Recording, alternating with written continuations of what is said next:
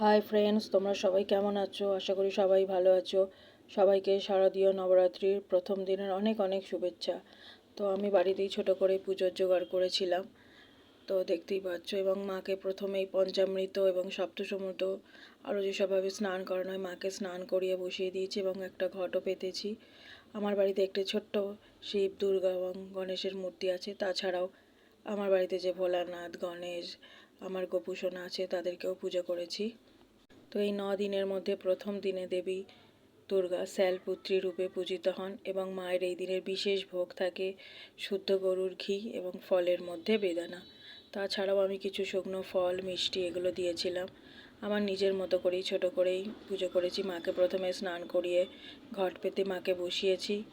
তারপরে মাকে যেটুকুনি যা পুজো করার করেছি, আমি যতটুকু জানি। তারপরে মাকে ভোগ নিবেদন করলাম এবং একটু ছোট করেই আরতি করলাম। তো তোমাদের কেমন লাগলো পুজোর ভিডিওটা অবশ্যই জানিও। আর মায়ের কাছে প্রার্থনা করি সবাই ভালো